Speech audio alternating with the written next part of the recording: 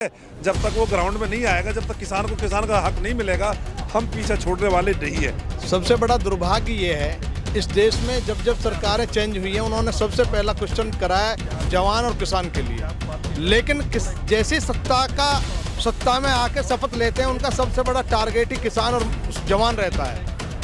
Authority सोमवार तक यानी 1 तारीख तक या तो किसानों का काम कर दे।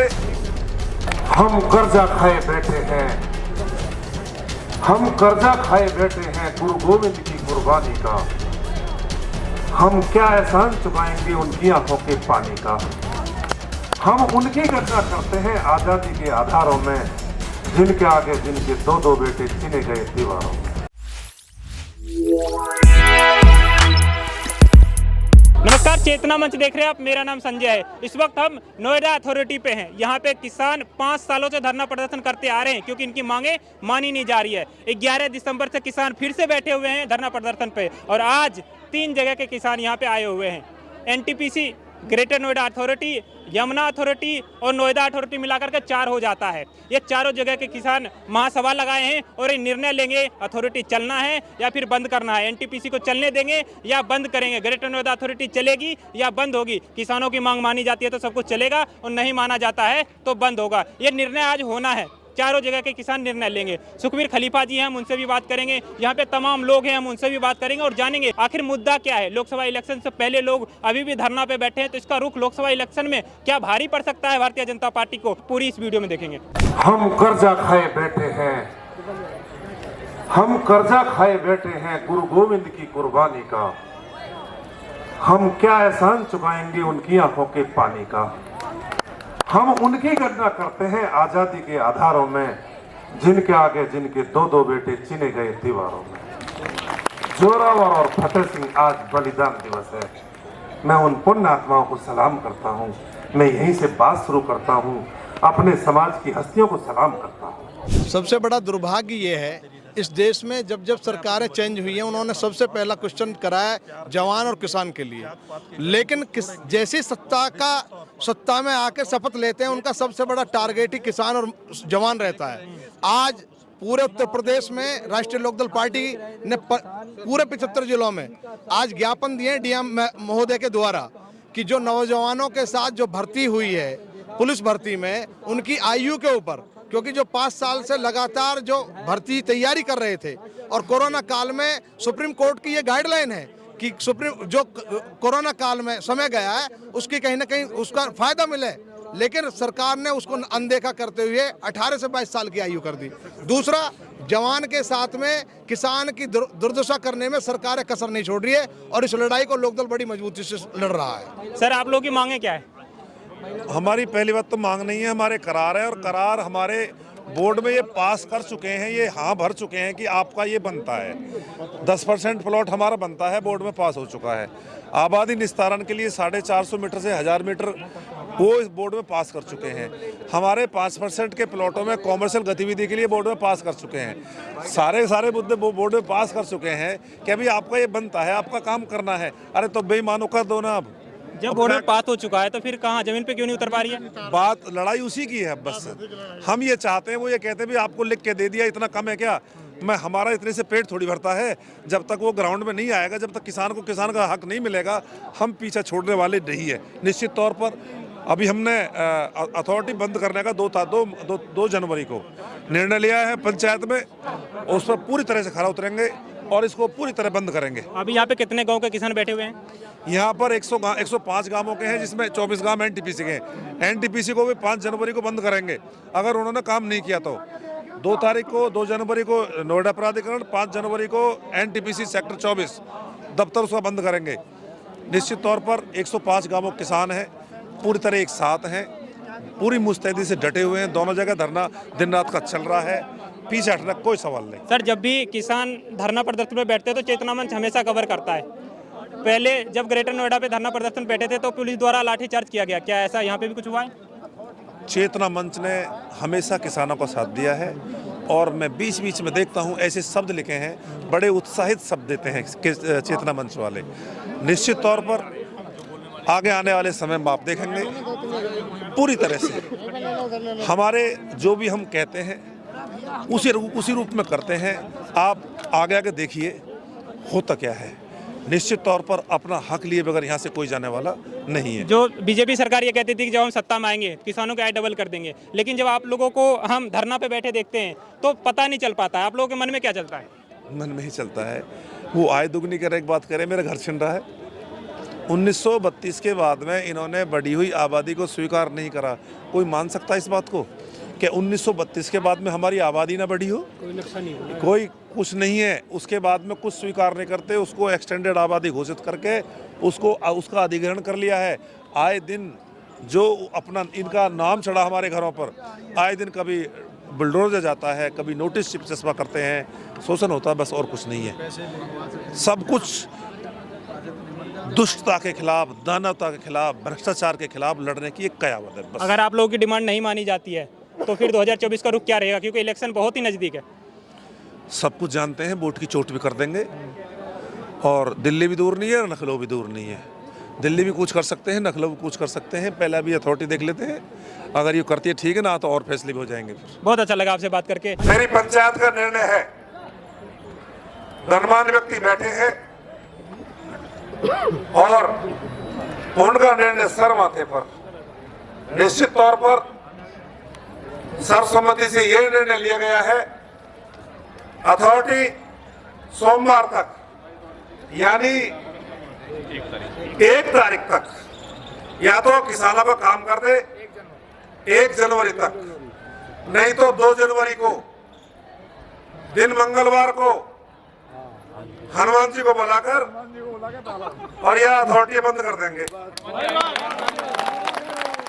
ठीक है जी, ठीक है तो हाथ खड़ा करो। हाथ खड़े कर दो, सबका समर्थन करो, सब हाथ खड़े कर दो, सबका समर्थन। अच्छा जी, आगे सुनो जी।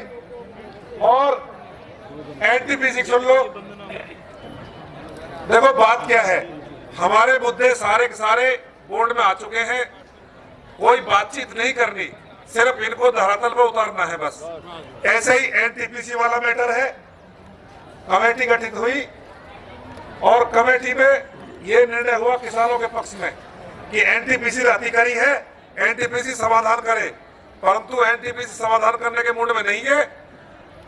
तो 5 जनवरी उसको 4 जनवरी तक का समय है एनटीपीसी को, या तो किसानों के पक्ष में काम करे, नहीं तो 5 जनवरी को एनटीपीसी के सेक्टर 24 के दफ्तर को बिल्कुल बंद कर दिया जाएगा।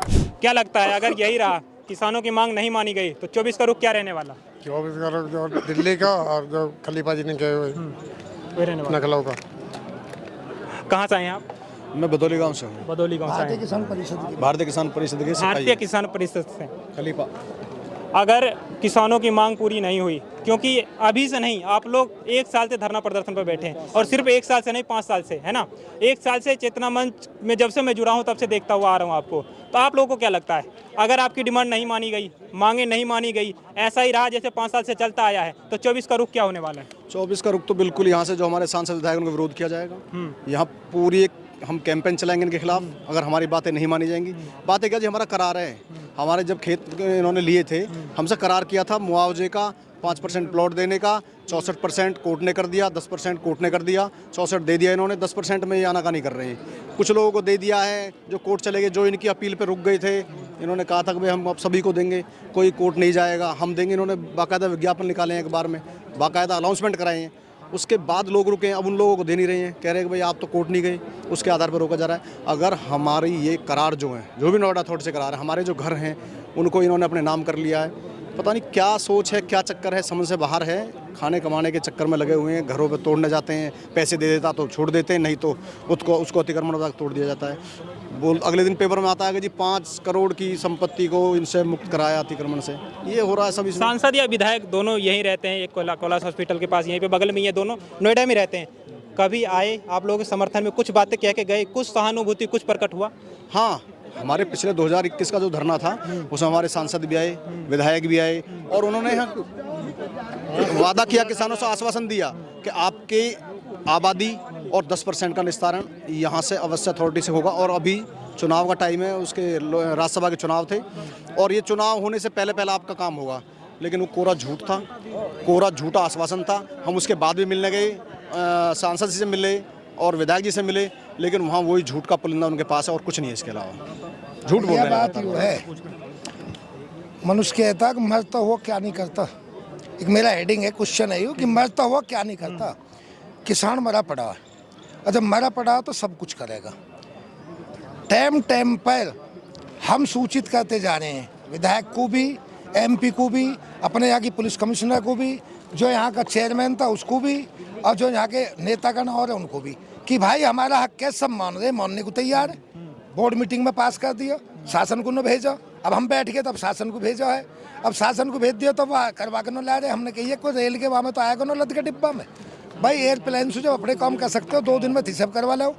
चेतावनी जब भी दे दिए, अब फिर दे दिए, आज दे दिए। अगर इस हफ्ते में देखो, भारतीय किसान परिषद एक ऐसा संगठन है जो सभ्यता के दोषों और राजनीति नहीं करते, न छड़ करते। हम किसान है, ये किसानों का संगठन है। अपने हक के जो जायज मांग है उसे लेने के लिए खड़े हैं। हम निर्भीक है, बिल्कुल बिना भय के। हमें किसी से कोई डर नहीं है, चाहे हमारी जान चली जाए, चाहे हमें जेल में डाल दिया जाए, अपने हक के हर कीमत पर लेकर रहेंगे। हमने चेतावनी दे दी है प्रशासन को, या तो आप आने वाले सोमवार तक हमारा काम कर दो 10% और आबादी इनका निस्तारण, और 1000 मीटर का जो हो शासन से होना हो, और वो उन्हें या तो करा के ला दो। अगर नहीं करा के लाते हो तो हम आने वाला मंगलवार 2 तारीख जनवरी को ताला बंद करें। इससे पहले जब किसान, आपने देखा होगा कि हर बॉर्डर पे बैठे हुए थे जब कानून आया किसानों को लेकर के। जब विधानसभा चुनाव यूपी का आया, उस समय कानून को वापस ले लिया गया। ऐसा बताया जा रहा था, मीडिया में बात चल रही थी कि ये कानून सिर्फ इसलिए वापस लिया गया क्योंकि विधानसभा चुनाव उत्तर प्रदेश में है। आपको क्या लगता है 2024 लोकसभा इलेक्शन के लिए ये धरना किसानों के लिए हित में हो सकती है? देखिए, मैं आपको बताऊं, जो आपने मेरे से क्वेश्चन करा है वो राजनीतिक क्या है। राजनीतिक मैं बताऊं, नोएडा में जो राजनेता बैठे हुए हैं, महेश शर्मा और पंकज सिंह, एक्चुअली किसानों की पीड़ा से पीड़ित, मतलब उनको जानकारी नहीं है। पंकज सिंह कभी बोलते हैं 10% जमीन के बदले 64% जमीन दिलाने की बात करते हैं, 64% मुआवजा दिलाने के बाद जगह बात करते हैं 10% मुआवजा दिलाने की बात करते हैं। एक्चुअली उनको पता ही नहीं है। और महेश शर्मा जी को तो टाइम ही नहीं है। रात के 10 बजे, रात के 10:30 बजे टाइम देते हैं जनता को।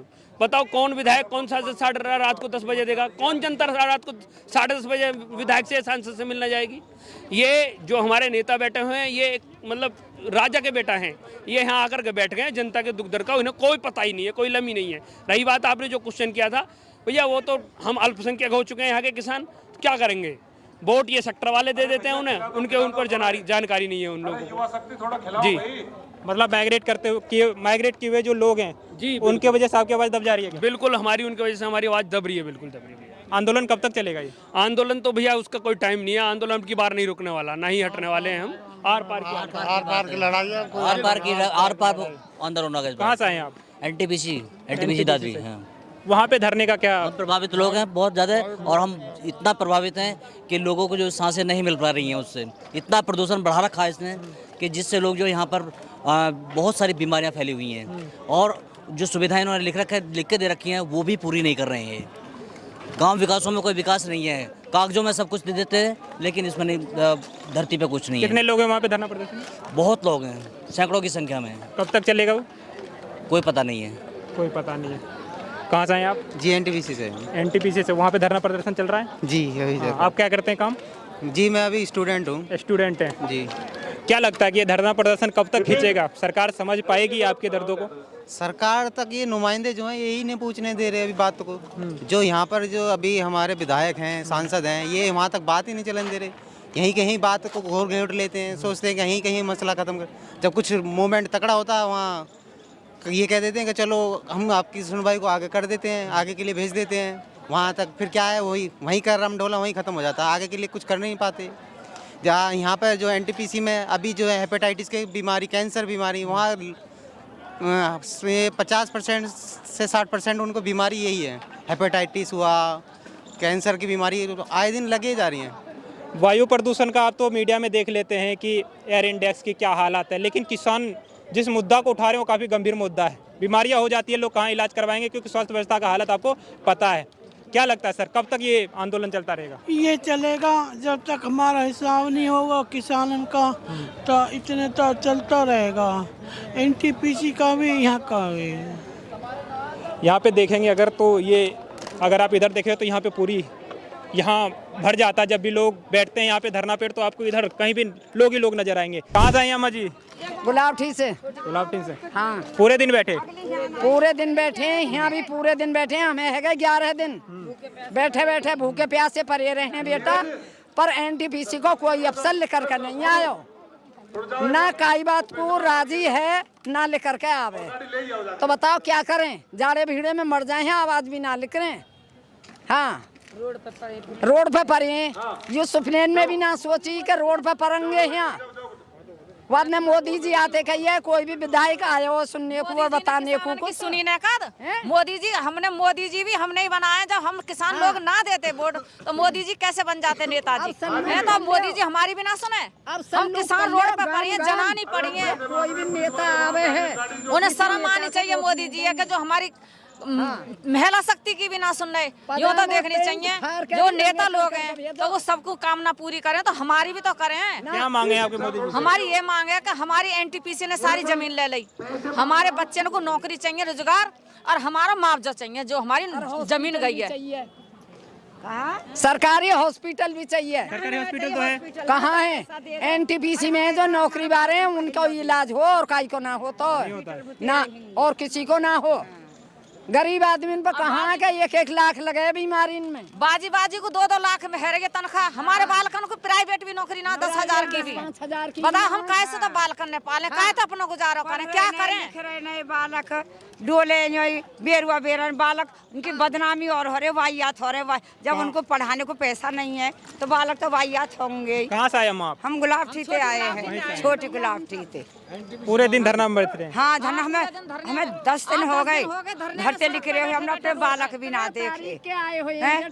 हाँ, बताइए, इस उम्र में जब आराम करना चाहिए, इतनी बुजुर्ग हो गई हैं, जब इनको ठीक ठाक दवाई चाहिए, खाना चाहिए और आराम चाहिए, अपने दरवाजे पे बैठे, उस उम्र में अपने बच्चों का हक मांगने के लिए धरना प्रदर्शन पे बैठी हैं। और ये नोएडा है, नोएडा से अगर आप पैदल भी जाएंगे तो दिल्ली संसद भवन पहुंच जाएंगे, वहां तक आवाज नहीं जा रही है। इसका कारण है मीडिया, क्योंकि मीडिया इसको उठा नहीं रही है।